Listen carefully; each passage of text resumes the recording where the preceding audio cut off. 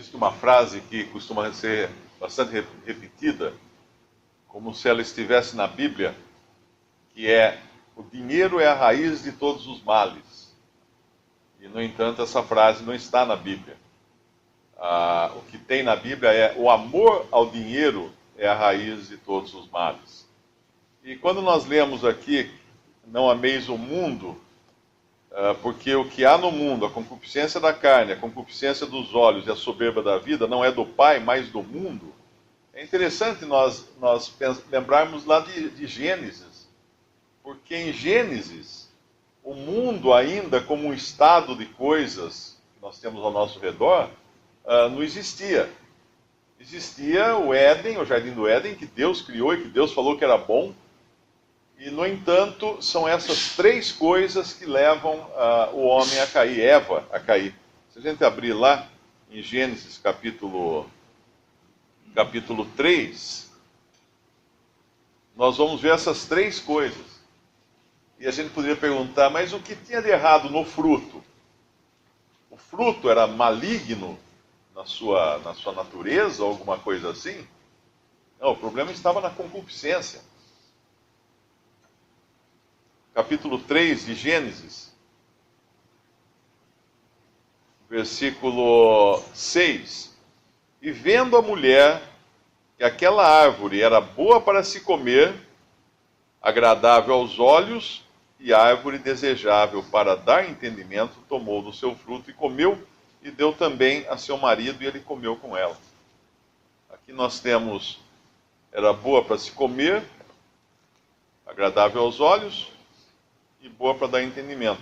No nosso capítulo nós temos concupiscência da carne, concupiscência dos olhos e soberba da vida. Então são três coisas que, na realidade, lá no Éden, elas vieram à tona. Não no fruto em si, mas na pessoa que olhou para aquele fruto com a intenção de desobedecer a Deus, de se rebelar contra aquilo que Deus havia ordenado. É a mesma coisa o dinheiro, né? Nós usamos o dinheiro, todos os dias nós usamos dinheiro. Mas o amor ao dinheiro é a raiz de todos os males. Nós usamos uma série de coisas, mas o amor a essa série de coisas é o grande problema. Então, quando Eva pecou, aí sim a descendência de Caim começou a construir um mundo que fosse agradável para a carne, para a concupiscência da carne, agradável para a concupiscência dos olhos e para a soberba da vida. Então quase que inverteu a ordem, os valores, né? Ao invés daquilo ser uma simples, uma coisa que brotou no coração de Eva, lá no Jardim do Éden, agora estava se fazendo algo para fazer brotar no coração de Eva essas concupiscências. E por isso que o cristão ele deve ser sábio enquanto ele anda no mundo, entendendo que as coisas do mundo, hoje, elas são feitas para despertar essas concupiscências. É diferente. Deus não fez o fruto para despertar a concupiscência de Eva. Mas hoje o homem trabalha de maneira a despertar a concupiscência. E o cristão anda em meio a tudo isso e deve tratar tudo com muita sabedoria, para não se deixar levar por esses erros, esses enganos. Talvez um versículo que ajude a entender isso um pouco é Tiago, capítulo 1, versículo 13. Ninguém sendo tentado diga: de Deus sou tentado, porque Deus não pode ser tentado pelo mal. E a ninguém tenta. Mas cada um é tentado quando atraído e engodado ou enganado pela sua própria concupiscência. Depois, havendo a concupiscência concebido, dá à luz o pecado, e o pecado, sendo consumado, gera a morte. Esse é o processo da concupiscência que vai... da tentação que vai gerar concupiscência, que por sua vez vai se transformar em pecado e finalmente em morte. Então é sempre um processo, né? A gente sabe que quando nós pecamos, não foi uma surpresa, não foi eu estava andando, tropecei e caí. Não. Eu estava andando, eu parei, sentei, como o Salmo 1, né?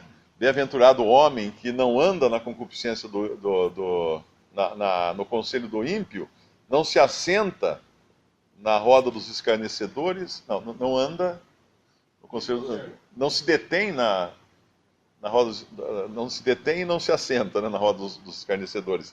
São 3 passos até ele chegar no ponto que ele está pronto agora para pecar. São 3 passos.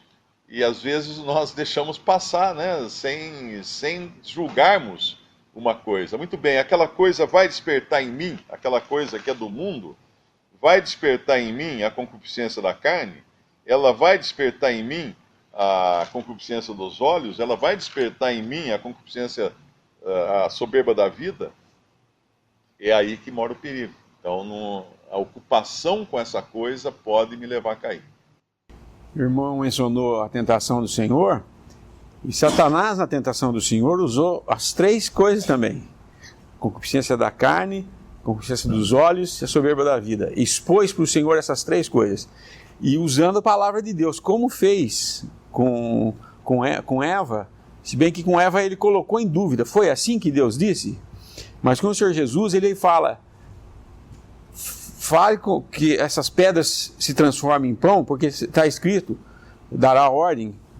Vamos ler lá em Lucas 4, versículo 3. E disse-lhe o diabo: se tu és o filho de Deus, dize a esta pedra que se transforme em pão. E Jesus lhes respondeu dizendo: escrito está, que nem só de pão viverá o homem, mas de toda a palavra de Deus. Ele estava em jejum por 40 dias e estava com fome. Então ele, como Eva, né? Ela viu que era um fruto bom para comer, mas isso era a carne querendo fazer alguma coisa. E o Senhor responde com a palavra para ele. E Jesus lhe respondeu dizendo: escrito está, nem só de pão viverá o homem, mas de toda a palavra de Deus. Aí o diabo, no versículo 5, e o diabo, levando-o a um alto monte, mostrou-lhe num momento de tempo todos os reinos do mundo, e disse-lhe o diabo: dar-te-ei a ti todo esse poder e sua glória, porque a mim me foi entregue e dou a quem quero. Isso é Satanás outra vez tentando, usando a palavra de Deus e dizendo que tinha esse poder de fazer isso. O Senhor responde com a palavra. Versículo 8, e Jesus respondendo disse-lhe: vai-te, Satanás, porque está escrito: adorarás o Senhor teu Deus, e só a Ele, e a Ele servirás.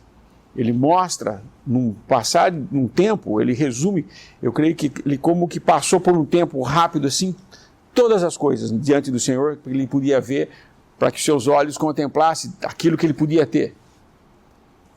Mas o Senhor fala: não, somente adorarás o Senhor teu Deus e só a Ele servirás. Porque para ele ser dono de tudo aquilo lá, ele ia servir Satanás, porque Satanás estava falando que ele podia dar tudo aquilo para ele.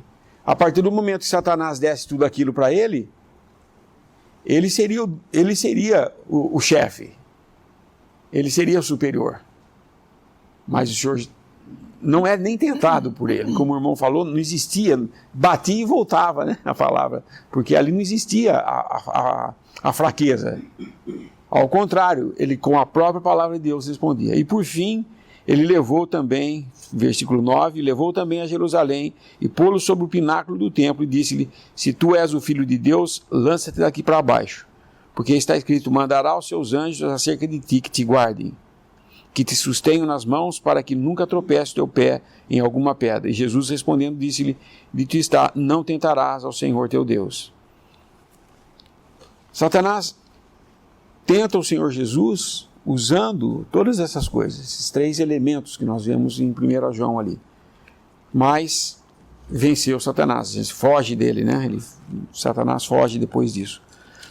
Nós, hoje, como cristãos, quando somos tentados, é o que está em Tiago, é por causa que nós deixamos que a nossa carne vá passo a passo se afastando e permitindo pequenas coisas em nossa vida, até o ponto em que nós estamos tão distantes que nós não percebemos onde nós estamos.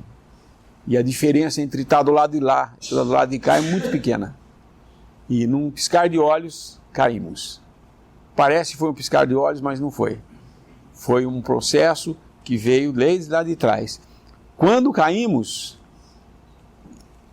a palavra nos ensina, nós temos que voltar atrás e ver onde foi que começou o negócio. E tratar lá. Não tratar as consequências do que fez. Nós temos o costume de querer tratar só as consequências. Ó, eu fiz pecado, esquece o pecado, agora eu vou tratar das consequências do pecado. Vamos acertar tudo e ficar tudo bem. Não. Se fizer assim, isso vai voltar outra vez na sua vida um dia. Porque o Senhor vai cobrar isso daí. Você tem que voltar atrás, ver onde foi que começou. Por que eu peguei esse caminho? Ah, aqui. Então, isso aqui eu tenho que julgar na minha vida. E esse julgamento que nós fazemos dia a dia das coisas que fazemos é que nos leva a ter comunhão com Deus.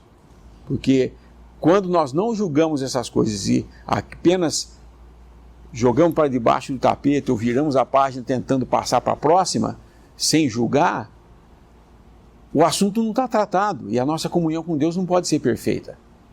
Então, é muito sério nós acharmos que está tudo bem, eu me arrependi disso e vou continuar, mas não foi atrás, não voltou atrás para ver onde começou tudo isso. Por que começou tudo isso? A pergunta que o cristão sempre tem que fazer é: por que aconteceu isso? O que eu tenho que aprender com o que aconteceu? E isso equivale a dizer: volta, vê onde caiu o machado, e dali então você resgata ele. Isso eu estou fazendo referência àquele que estava cortando com um machado emprestado e o machado escapou e caiu na água. E ele: ai, meu senhor, falou para Eli, né? Elias: ai, meu senhor, era emprestado, agora eu perdi. Ele joga a madeira e o machado flutua, faz um milagre, né? Teve que voltar atrás. Aonde caiu o machado? Ali. Ah, então é ali que nós vamos tratar o negócio. E assim é conosco. Quando temos que aprender de Deus quando caímos, é fazer uma retrospectiva do que aconteceu e como eu cheguei até aí, até o pecado. E então o Senhor pode abençoar, e Ele está pronto sempre para abençoar, mas perde de aprender quem quer passar por cima e esquecer o que fez, como querendo dizer assim: foi uma insanidade minha, mas eu não faço mais isso. Pobre coitado de pensar que não faço mais, não vou fazer mais, agora vai ficar tudo bem. Isso é querer dizer que vai guardar a lei outra vez. Mas nós temos que confiar em Deus e não na nossa carne. Eva teve 4 problemas lá no Jardim do Éden.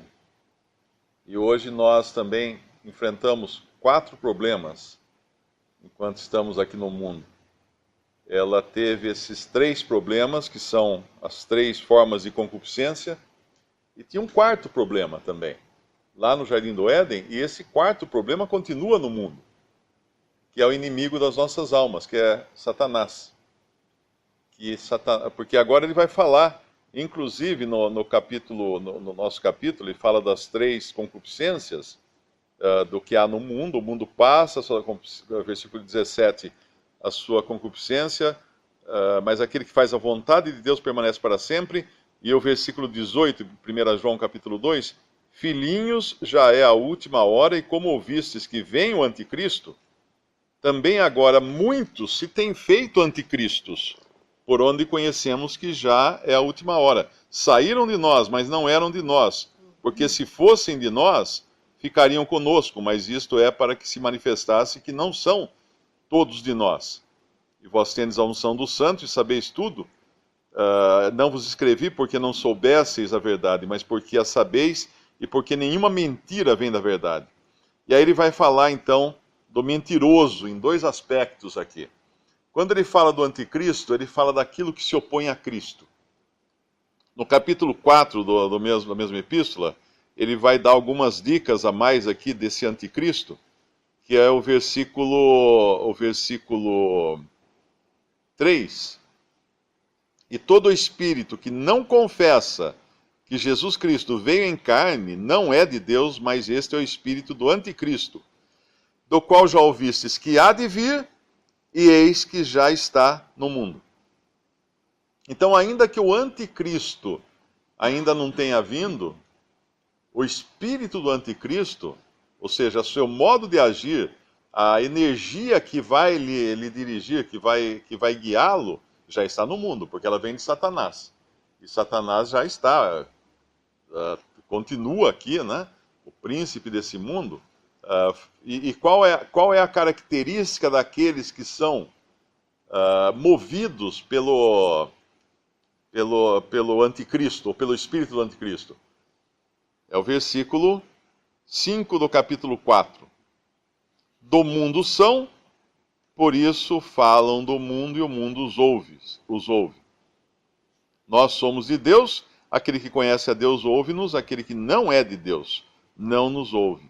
Nisto conhecemos nós o espírito da verdade e o espírito do erro.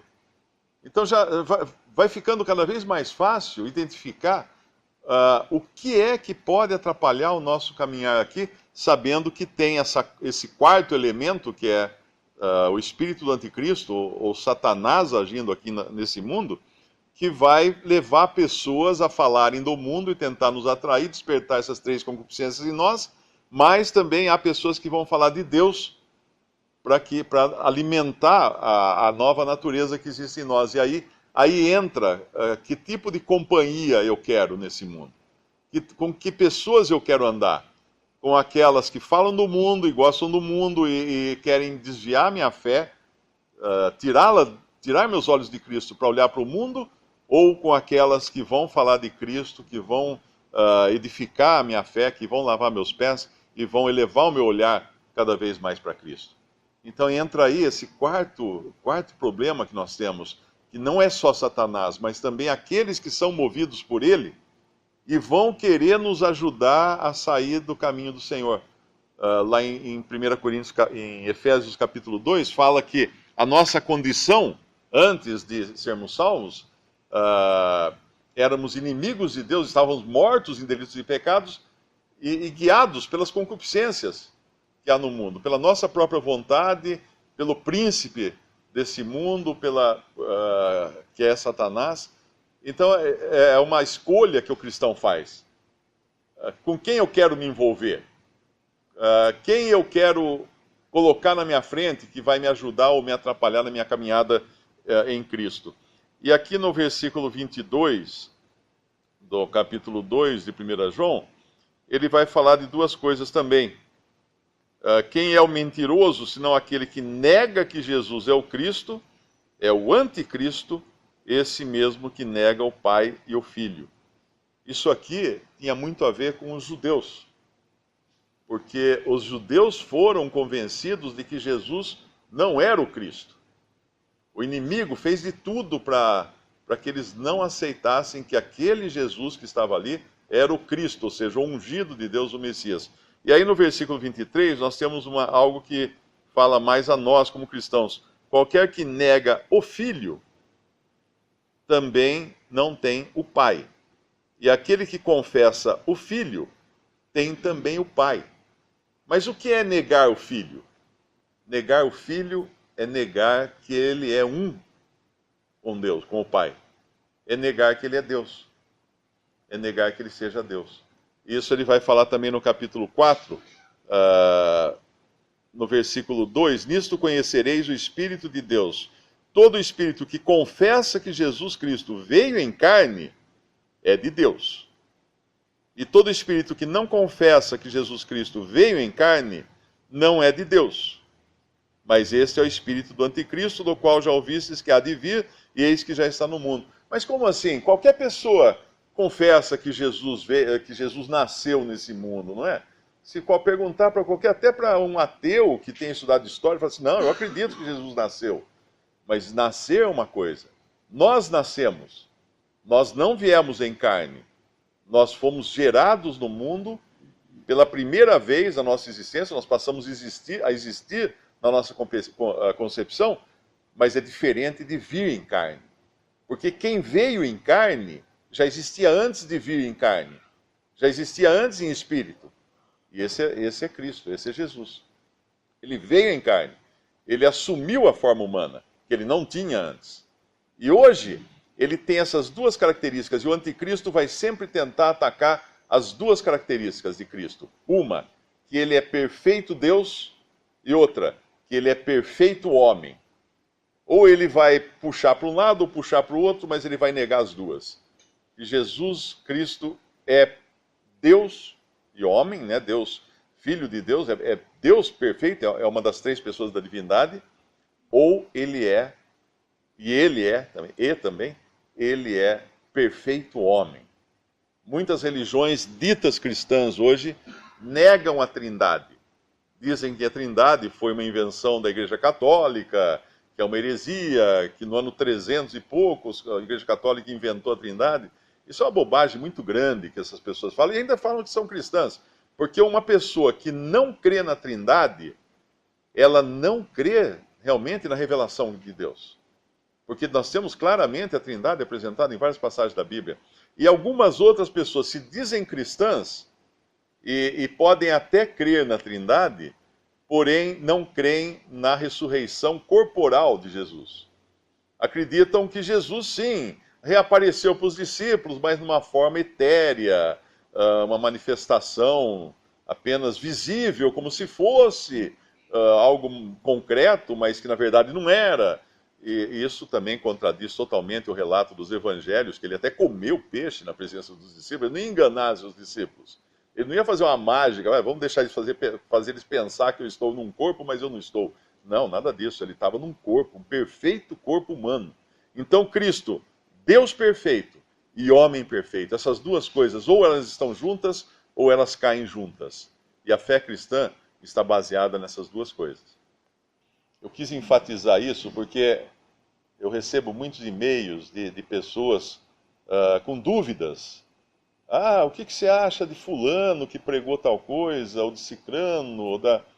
E eu sempre... É interessante, né? A gente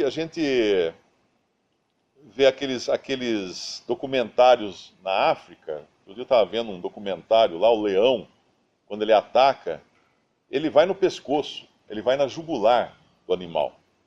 Ele vai naquilo onde passa realmente o sangue, a vida do outro animal. Ele vai direto ali. Porque ali é vital. Ali se morder, ali morre. E existem doutrinas que são vitais ao cristianismo. Então muitas vezes a pessoa pergunta, o fulano disse que o batismo salva, não sei o quê. Peraí, vamos ver o que esse fulano diz, não sobre o batismo. Vamos ver o que ele diz da Trindade.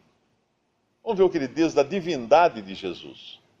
E é aí que encontra o maior erro. Geralmente, um erro vai trazer outro erro, e mais outro erro, e mais outro erro. Então, ao invés da gente ficar perdendo tempo com 300 doutrinas erradas que alguém professa, vai na jugular da coisa. Vai onde realmente é o ponto que importa. A divindade de Cristo. A Trindade, Pai, Filho e Espírito Santo. Cristo, Deus e homem. Filho de Deus, feito homem. Vindo em carne. Não apenas nascido. Vindo em carne.